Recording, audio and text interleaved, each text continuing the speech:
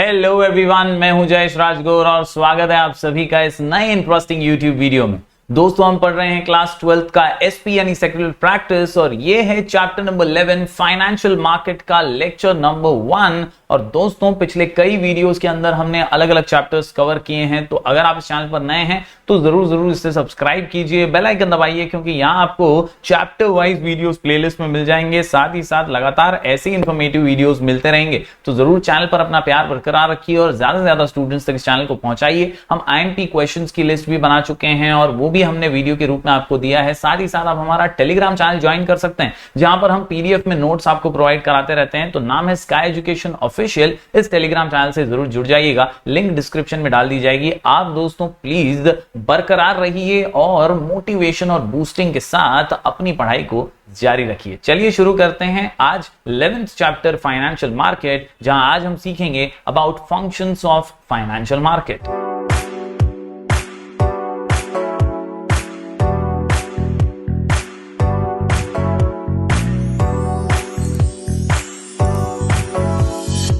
तो दोस्तों चलिए सबसे पहले नजर डालते हैं कि एग्जैक्टली ये फाइनेंशियल मार्केट होता क्या है। जी हाँ, फाइनेंशियल मार्केट की जब बात करें दोस्तों, तो सबसे पहले हम मार्केट को ही समझ लें। मार्केट वही होता है जहां पर बायर और सेलर्स मिलते हैं for exchange of goods and services. लेकिन ये तो फाइनेंशियल मार्केट है, यानी यहां पर गुड्स एंड सर्विसेज की बात नहीं हो रही है, यहां पे फाइनेंस की बात हो रही है, पैसे का लेन देन होने वाला है। ये एक ऐसा मार्केट है जहां पर लेंडर मिलता है बोरोवर से, यानी एक पार्टी है जिसके पास पैसा है, वो पैसा देना चाहती है, ब्याज पे कह लो, डिविडेंड पे कह लो, एक्सेट्रा एक्सेट्रा, और एक पार्टी है जिसे पैसों की जरूरत है, वो यहां से पैसे उठा सकती है। यस दोस्तों, इसी जगह को कहते हैं financial market, where borrowers and investors meet and they can lend each other money. और इससे ही तो फाइनेंस जो है वो लिक्विडिफाई होता है, आसानी से कैश का फ्लो होता है, कॉर्पोरेट्स को डेवलपमेंट का मौका मिलता है, जो भी फंड्स की जरूरत होती है वो आसानी से यहां पर मिल जाते हैं। In an economy individuals, corporates, government etcetera may have access funds and may want to invest it. कई बार ऐसा होता है कि आपके पास एक्स्ट्रा फंड्स हैं और आप चाहते हैं कि इसे मोबिलाइज करें, इसे सेव करें या इसे इन्वेस्ट करें। They are called as investors. On the other hand, there may be businessmen, corporates, governments, etc., which may need funds, who are called as borrowers. तो ऐसे लोगों को हम borrowers कहते हैं जिन्हें funds की जरूरत होती है। The investors lend money to the borrowers through a market which is called as the financial market. उम्मीद करता हूं दोस्तों ये छोटा सा इंट्रो आप समझ पाए होंगे। बात करें मीनिंग की, तो यहां पर दोस्तों फाइनेंशियल असेट्स का लेन देन होता है। यहां पे कोई फर्नीचर, लैंड और बिल्डिंग नहीं बेच रहा है। यहां पर दोस्तों फाइनेंशियल असेट्स, वो असेट्स जो मनीज वर्थ है, जो लिक्विडिफाई हो सकते हैं, जैसे म्यूचुअल फंड, स्टॉक्स हम कह लें, बॉन्ड्स कह लें, ये वो चीजें हैं जिन्हें हम फाइनेंशियल इंस्ट्रूमेंट्स का नाम देते हैं। फाइनेंशियल इंस्ट्रूमेंट्स आर एक्सचेंज्ड और bought and sold. Financial market helps in mobilisation of savings and converted into investments, यानी जो एक्स्ट्रा, जो सरप्लस, जो सेविंग करने के लिए पैसा पड़ा था ना, उसे इन्वेस्टमेंट में कन्वर्ट करने में फाइनेंशियल मार्केट मदद करती है। Thus financial market acts as an intermediary between investors and borrowers. तो ये एक लिंक की तरह है दोस्तों, इन्वेस्टर्स को बोरोवर्स से मिलाती है, बोरोवर्स को इन्वेस्टर्स से मिला देता है। ये एक ऐसी जगह है जहां पर फाइनेंशियल असेट्स का, फाइनेंशियल इंस्ट्रूमेंट्स का लेन देन होता है। Financial instruments are documents in the form of legal agreement between two parties having monetary value. It represents a financial asset to one party and a financial liability to another. यानी जो दे रहा है उसका तो asset है और जो ले रहा है उसके लिए वो एक liability है। Example securities like shares, bonds, debentures, derivatives, commercial papers, etc. ये सारे फाइनेंशियल इंस्ट्रूमेंट्स के उदाहरण हैं। दोस्तों फाइनेंशियल मार्केट अट्रैक्ट करते हैं फंड्स को फ्रॉम इन्वेस्टर्स एंड उन्हें ही चैनलाइज करते हैं बड़े कॉर्पोरेट हाउसेस की ओर, गवर्नमेंट्स की ओर, जिन्हें फंड्स की जरूरत होती है, उन लोगों तक पहुंचाने में इसे चैनलाइज किया जाता है। The term financial market represents the market which raises finance for long term via capital market and for short term via money market. तो ये दोस्तों दो चीजें हैं। इकोनॉमिक्स के अंदर भी आपके एक चैप्टर के अंदर इसी कॉन्सेप्ट को डिटेल में पढ़ाया गया है। हालांकि अभी यहां पर हम इस वीडियो के अंदर डिटेल में फंक्शंस पढ़ने वाले हैं फाइनेंशियल मार्केट पे। यहां पर दोस्तों आपको बता दूं कि फाइनेंशियल मार्केट जो है, अगर लॉन्ग टर्म के लिए कैपिटल रेज कर रही है तो कैपिटल मार्केट में करेगी, और अगर शॉर्ट टर्म के लिए कर रहे हैं तो मनी मार्केट में करेगी। ये दोनों क्या है वो आगे आपको इसी चैप्टर में अंदाजा आ जाएगा, हम जैसे जैसे आगे पढ़ते जाएंगे। दोस्तों आज बात करें दोस्तों दोस्तों फंक्शंस की, तो फंक्शंस ऑफ फाइनेंशियल मार्केट कुल मिलाकर के 10 पॉइंट का ये आंसर है। और इसमें क्या क्या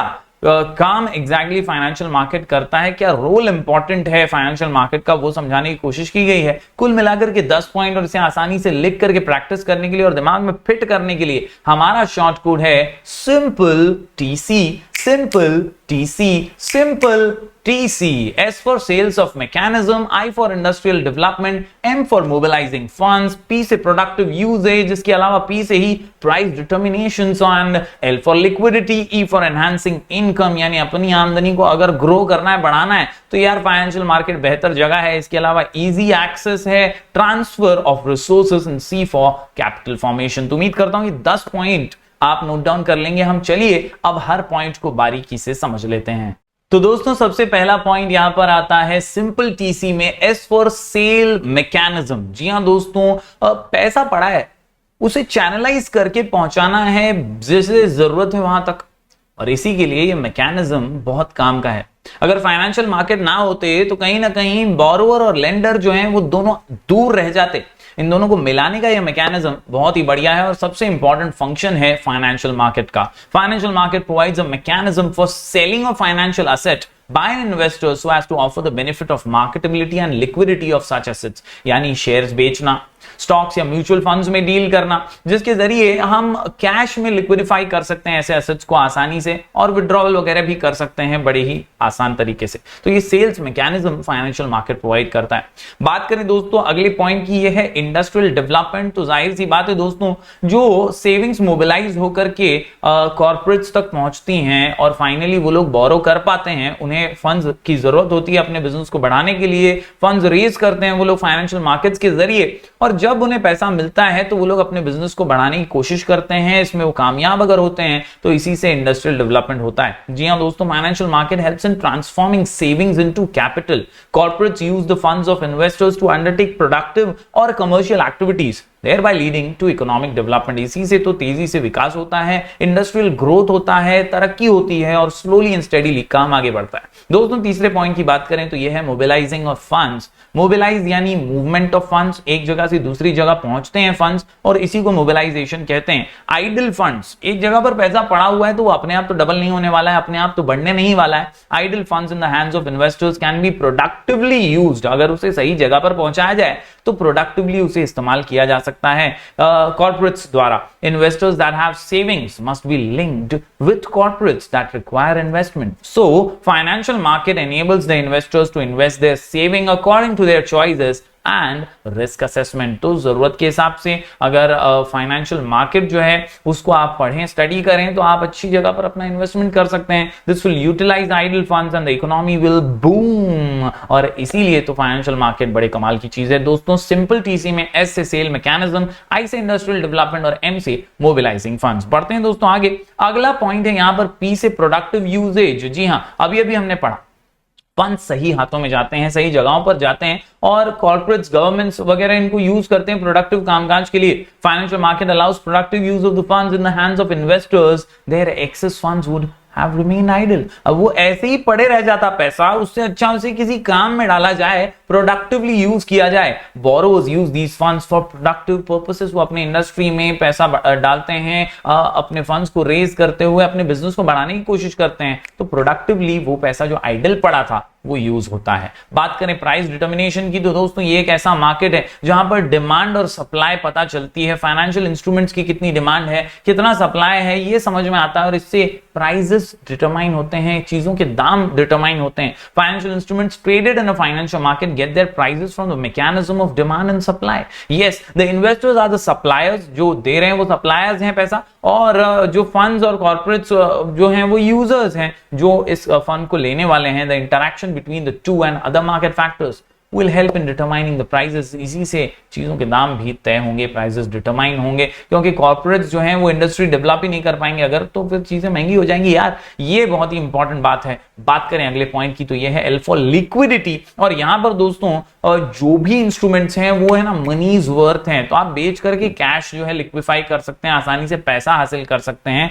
financial market provides a mechanism for liquidating. Liquidating मतलब क्या कि यार वो शेयर है या डिबेंचर है या या बॉन्ड है या कोई भी स्टॉक है तो उसे बेचा जा सकता है और उसके बदले में पैसा हासिल हो सकता है। इसे कहते हैं liquidity, transformation into money, the financial instruments. This means at any given time the investor can sell their financial instruments and convert them into cash. This is an important factor for investors who do not want to invest for a long period. कोई ऐसा investor है जो लंबे समय के लिए पैसा नहीं लगाना चाहता तो बेच करके भाई पैसा अपना लेके छुट्टा हो सकता है बहुत ही आसान तरीके से। तो ये एक खासियत है, ये एक इंपॉर्टेंट फंक्शन है फाइनेंशियल मार्केट का। बात करें दोस्तों अगले कुछ पॉइंट की, तो यहां पर ई से 2 पॉइंट्स हैं, एनहांसिंग इनकम यानी आमदनी बढ़ाने का जरिया, इसके अलावा इजी एक्सेस है, आसानी से बायर और सेलर मिल सकते हैं। तो बहुत ही 2 सिंपल से पॉइंट है। Financial market allows lenders to earn interest, ब्याज मिलेगा, डिविडेंड मिलेगा उनके सरप्लस फंड्स पे, thus leading to the enhancement of their individual and the national income. इससे आपकी ग्रोथ होगी, जो पैसा आइडियली पड़ा था वो बढ़ेगा,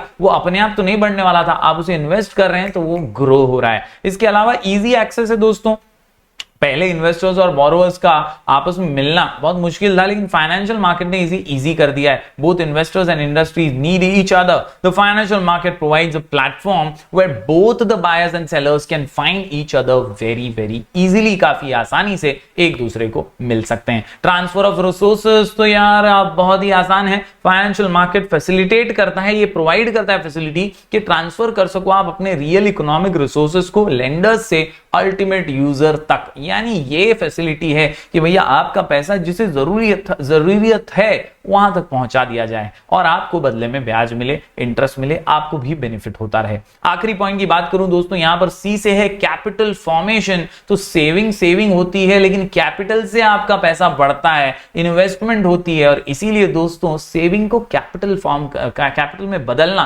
कैपिटल फॉर्मेशन करना, ये भी एक फंक्शन है फाइनेंशियल मार्केट का। Financial market provides a channel through which savings flow to industrial and commercial organization in the form of capital. This leads to capital formation. तो कुल मिलाकर के हर पॉइंट में यही बात याद रखिए यार, इन्वेस्टर का पैसा बोरोवर तक पहुंचाना और दोनों का फायदा कराना, इसी को कहते हैं फाइनेंशियल मार्केट। उम्मीद करता हूं दोस्तों ये सारे 10 के 10 पॉइंट आप समझ पाए होंगे। सेल्स ऑफ मैकेनिज्म या sales mechanism, industrial development, mobilising funds, productive uses, price determination, liquidity, enhancing income, easy access, transfer of resources and capital formation. Answer का नाम सिंपल टीसी, आंसर का नाम सिंपल टीसी लिख करके जरूर प्रैक्टिस कीजिए। और दोस्तों अगर यहां तक वीडियो देखा है तो जरूर इसे लाइक कीजिएगा। हम ऐसी वीडियोस लगातार आपके लिए लेकर आते रहेंगे। टेलीग्राम चैनल से जुड़ जाइएगा, नाम है स्काई एजुकेशन ऑफिशियल, वहां पर नोट्स आपको मिल जाएंगे, बहुत सारे आईएमपी क्वेश्चंस मिल जाएंगे। हम ऐसे ही वीडियोस लगातार आपके लिए लेकर आते रहेंगे। तब तक के लिए do like, share and subscribe.